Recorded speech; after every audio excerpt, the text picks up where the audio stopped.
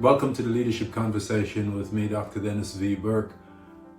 Let's reflect on stillness, meditation, decision making, and the choices about what we believe. So, there seems to be this extreme challenge, if I may say challenge, in being still without chewing, speaking, or being preoccupied by sensory stimulation. And I believe that preoccupation with stimulation distracts us from the important skill or ritual of stillness and reflection. Why is that important? If we don't reflect, if we're not still, if we're not quiet in a space where we can internalize our thoughts, it's difficult to fully understand our decision-making process and to analyze and determine the impact that our habits or decision are having on what we are getting, the returns that we're getting from life. In an earlier episode, I discussed rituals, that the rituals should serve us and instead of us serving our rituals.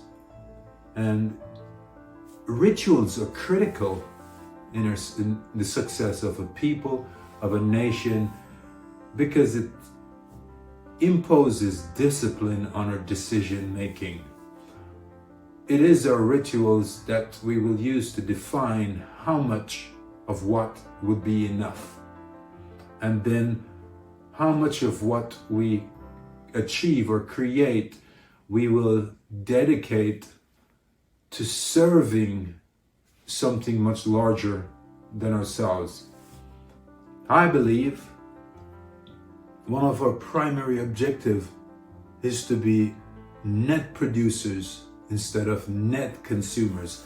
So if every human being within our ecosystem consumed more than he or she produced from the environment, then eventually the environment would be depleted of resources.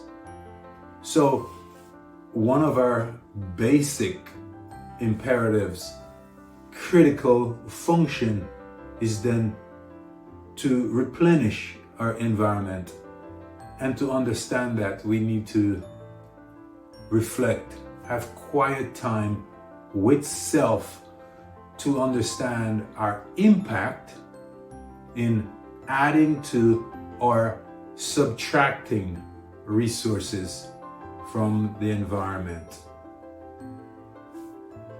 On the question of belief and service, I've observed that we at some level choose what we believe. We create rituals from our beliefs, and then we subordinate ourselves to our beliefs, and our beliefs become the things we worship. I am uncertain about the implication, the long-term implication for that, because our beliefs may serve us in the long term.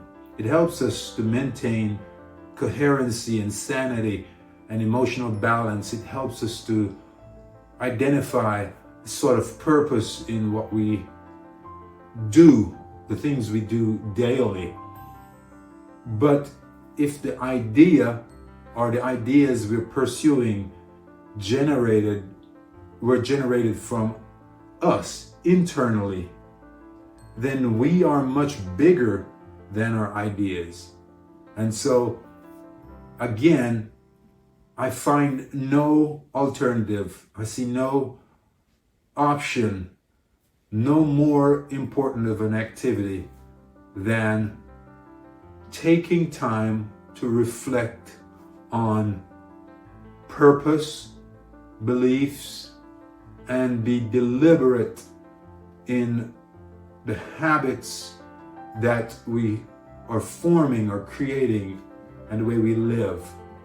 We need to focus collectively and individually on being net producers instead of net consumers, so that we may leave a legacy, an environment for future generation that's much better than where we are today.